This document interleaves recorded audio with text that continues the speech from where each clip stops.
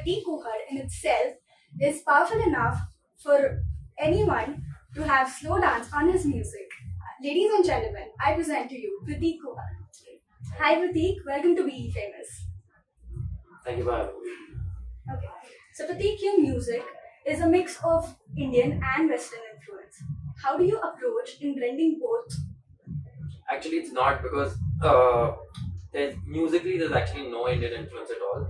Like if you look at my like production style and generally, I just grew up with a lot of like even like the Indian music that I like, the bands and stuff was you know like Lucky Ali and Yeah.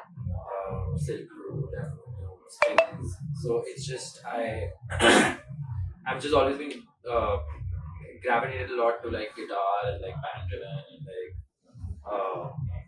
so I've never actually used Indian influences. The only Indian influence I guess is that I write in Hindi as well as English. So, what is your creative process in writing and producing songs as well? With writing, it's pretty. It's quite like spontaneous and intuitive in the sense that I usually start with a line or a phrase that I like. That's what usually kind of starts the process. It's like a line comes up and then I kind of build a song around it. And production is just really, honestly, it's mostly like trial and error. You just try a bunch of things. I work with certain musicians fairly regularly, so they help inspire ideas. I work with producers from time to time, and they help inspire ideas and stuff. So, after your song Cold Mist that topped the charts, how do you see your own creations nowadays? As in, how different do you approach your own creation? I try not to let it affect me too much. Like I think like definitely as an artist, when you have like a song that does really well, there's this pressure to kind of like top it a little bit. Yeah. And try not to do that. I mean, in the sense like it'd be great if I top it, but I kind of want to stick to doing music and writing and making albums for the sake of making quality records. So that's my kind of like goal.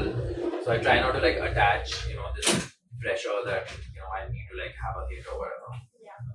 So, most of your songs are based on love. It's themed on love or relationship. So, how do you hope your audience to connect with those themes?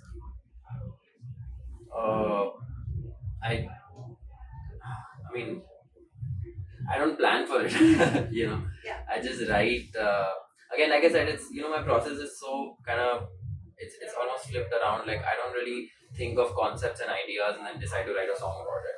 I just kind of write songs about it. I don't write songs about anything. I write a song and I start with a line and I build it, and then it ends up being about something, and I kind of realize that later usually.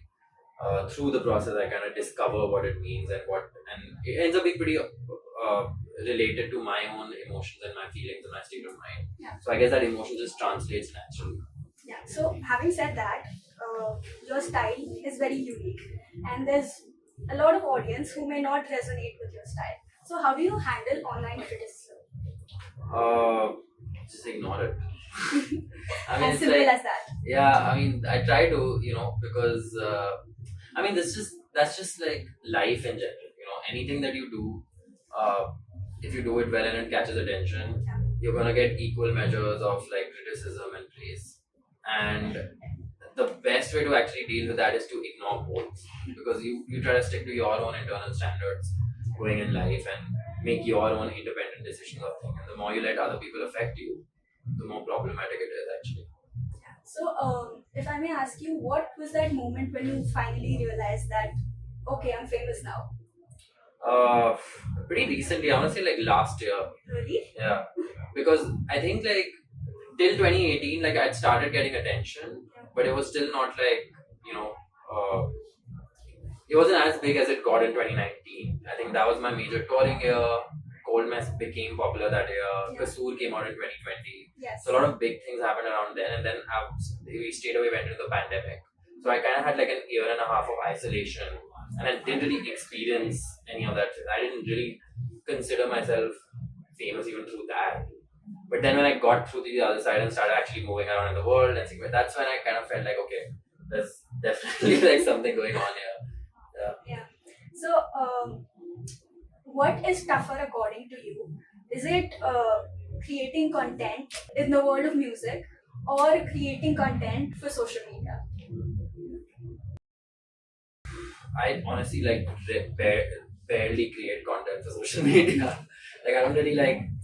I mean, for me, like like I'm a musician. I don't really think of myself as a social media person. Like Instagram is there to Promote yourself. mostly like actually more than promote, like inform my fans. My fans are on there and inform of the shows or my new releases. It's just another platform for for me to do that.